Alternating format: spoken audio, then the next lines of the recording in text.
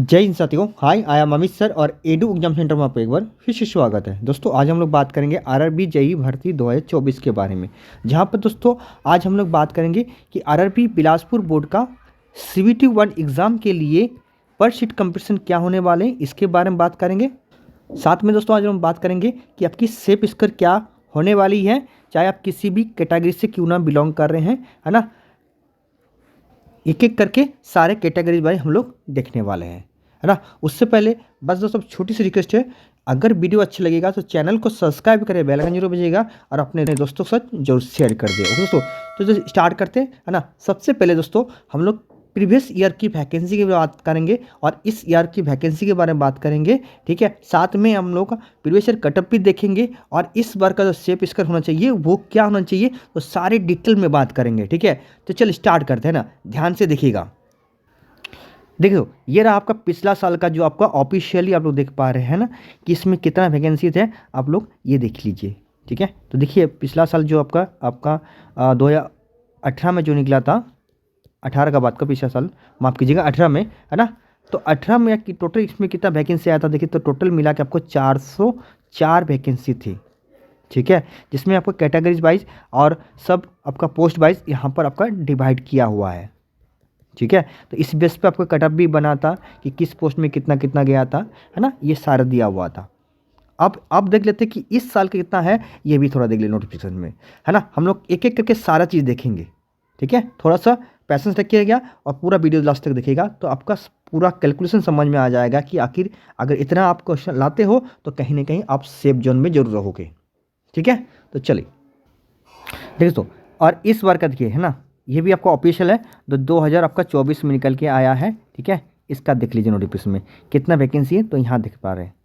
तो देखिए यहाँ पर जो टोटल वैकेंसी आप लोग देख पा रहे हैं, ये है आपका 472 वैकेंसी है, ठीक है। और कहा जाए कि पिछला 2018 में, अगर मैं बात करूँ 2018 में और 2024 में, है ना, कितने आदमी फॉर्म डाले हैं, तो लगभग लगभग सेम आसपास के ही डाले हैं, उससे ज़्यादा नहीं डाले हैं, ठीक है। क्योंकि पिछला साल कुछ और बोर्ड में ज़्यादा वैकेंसी था, इसलिए उसमें आपका ज़्यादा आपका आदमी लोग क्या किया था, कैंडिडेट उसमें फॉर्म डाल दिए थे, ठीक है। तो ज़्यादा वैकेंसी ना होने के कारण लगभग लगभग कह सकते हैं कि दोनों बार लगभग लगभग सेम उतना ही कैंडिडेट ने फॉर्म अप्लाई किया है ना। अब चलिए मैं आपको आरटीआई की रिप्लाई भी दिखा रहा हूँ कि कितना आप लोग को कितना आदमी फॉर्म डाला था, ठीक है। चलिए देख लेते हैं, ठीक है। तो देखिए ये आपका वैकेंसी मैंने आपको पहले डिस्कस कर दिया, है ना। यहाँ से आपका लगभग 50,353, है ना, कैंडिडेट ने फॉर्म अप्लाई किया है, ठीक है, इस जोन से। तो देख लीजिए आपका 50,353 जो आरटीआई का है, जो आरटीआई का आपका क्या है, रिप्लाई से पता चला है, ठीक है ना। अब हमें पता है कि यहाँ से सीबीटी 2 के लिए कितना कैंडिडेट को बुलाया जाएगा, तो यहाँ से सीबीटी 2 के लिए आपका 7,080 कैंडिडेट को बुलाया जाएगा सीबीटी 2 एग्ज़ाम देने के लिए, ठीक है। हाँ, और मैंने आपको कहा ना, जो मैं आपको बताने वाला हूँ अभी वो क्या है, परसेंटेज कंपनी सीबीटी 2 वाला है, ठीक है। अभी सीबीटी 1 से सीबीटी 2 के लिए कितने बुलाएगा उसका मैं बता रहा हूँ, ये मैं फाइनल नहीं बता रहा हूँ। जितने भी यहाँ पर यूट्यूब में जो भी बताया सब फाइनल बताए हैं, तो फाइनल बता के मेरे को क्या फ़ायदा, ठीक है। फाइनल में बाद में डिस्कस कर लेंगे हम लोग कि अगर पहले आप यहाँ से तो यहाँ क्वालिफाई तो करो, जिसके लिए हमें कितना कंपटीशन ये तो देख लेते हैं हम लोग, ठीक है। हाँ, अब मैं बात कर लेता हूँ कितना कंपटीशन है। तो आप सभी को पता है कि ये है आपका टोटल एप्लीकेशन जो डाला गया है, और ये आपका सीबीटी 2 के लिए जो इतने कैंडिडेट बुलाया जाएगा, ठीक है, इतना ही होगा और बुलाया जाएगा ना।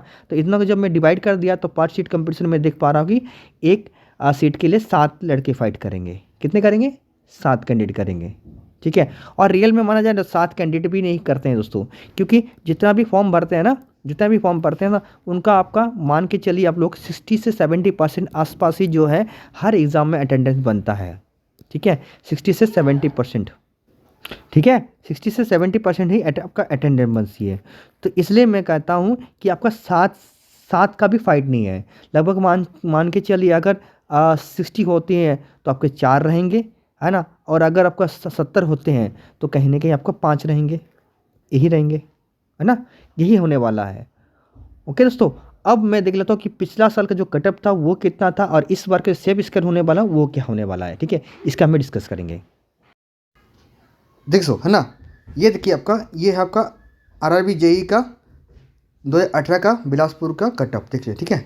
तो देखिए यहाँ पर अगर मैं बात करूँ सबसे ज़्यादा, ठीक है, सबसे ज़्यादा अगर मैं बात करूँ जनरल कैटेगरी का, तो 42 वाला जो आपका गया था, देखिए 42 ये वाला जो पोस्ट आपका, ठीक है, जो भी है 42 में जो भी है, यहाँ पर 80 प्लस गया था, 80, ठीक है, 80 प्लस गया था। और सबसे कम बोले तो जनरल में 52 के आसपास यहाँ पर आप लोगों को देखने को मिल रहा है, ठीक है। देखिए ये 12 वाला पोस्ट में जो है आपका कम से कम 52 प्लस किया था, ठीक है। ये तो इसी को देखते हुए थोड़ा सा, और अगले बार का जो कंपटीशन इस बार का कंपटीशन में जो है अंतर होगा, जरूर अंतर होगा दोस्तों, ठीक है। क्योंकि मैंने आपको कहा पहले का कि लगभग लगभग यहाँ पर जितने एप्लीकेबल थे यहाँ पर भी लगभग लगभग इतने हैं।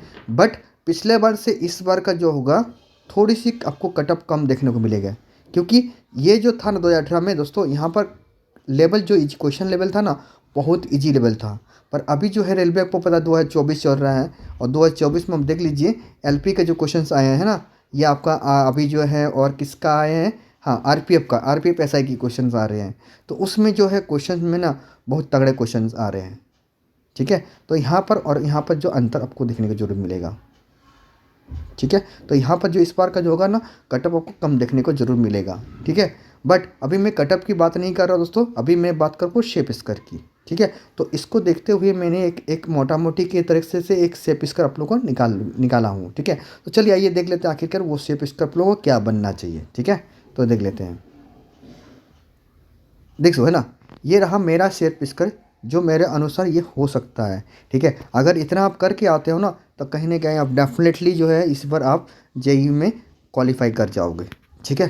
तो देखिए अगर आप जनरल से कैटेगरीज फाइल कर रहे हैं, ठीक है, तो आपका जो है 70 से 75 के बीच आपका जो है शेप स्कर बन सकता है, ठीक है। वो भी आपका याद रखिएगा, यहाँ पर भी प्लस माइनस आपका इंक्लूड है। अब ये प्लस माइनस क्या है तो याद रखिएगा, अगर क्वेश्चन ईजी बनता है तो जो मैं आपको मैक्सिमम नंबर बता के रखा था वहाँ पर और 3 नंबर आप प्लस कर लीजिए, ठीक है ना। ये सभी पोस्ट के लिए नहीं है ना। जहाँ पर आपको मैंने कहा जहाँ पर आपका पोस्ट ज़्यादा हैं वहाँ पर लड़के ज़्यादा हैं डाले हैं तो वहाँ पर कटअप ज़्यादा जाएंगे जिस पोस्ट में है, और जिसमें पोस्ट में कम है वहाँ पर अगर कम एप्लीकेबल आया है तो वहाँ आपका कटअप कम जाएगा। जैसे पिछला साल गया था इस बार भी वही ऐसे ही होगा, बिल्कुल होगा, ठीक है। अब मैंने हार्ड आपको बताया, हार्ड क्वेश्चन बताया, सॉरी इजी क्वेश्चन बताया है ना। इजी क्वेश्चन होगा तो आपका जितना मैं आपको मैक्सिमम नंबर बता के रखा था इसमें प्लस और 3 पकड़ के ऐड कर लीजिए। और अगर आपको हार्ड क्वेश्चन आया तो जो आपका मैं मिनिमम बता के रखा है ना उससे आपका और 3 नंबर आप घटा लीजिएगा, ठीक है। तो ये रहा आपका मैं आपको बताया ये आपका जनरल का, ठीक है। इसी प्रकार ये सारे चीज़ में आपका एप्लीकेबल है, सारे जितने भी है। तो अगर ओबीसी से अगर आप बिलोंग कर रहे हैं तो आप 65 से 70 के बीच आपका जो होगा शेप स्कर आपका हो सकता है, ठीक है। इसी प्रकार अगर आप ईडब्ल्यूएस से बिलोंग कर रहे हैं तो आपका 68 से लेकर आपका 73 के बीच आपको शेप स्कर बन सकता है, ठीक है। इसी प्रकार अगर बात करें एससी से बिलोंग कर रहे हैं तो 60 से लेकर 65 के बीच जो है आपका शेप स्कर बन सकता है। इस पर एसटी से अगर बिलोंग कर रहे हैं तो 55 से 60 के बीच आप जो है आपका शेप स्कर बन सकता है, ठीक है दोस्तों।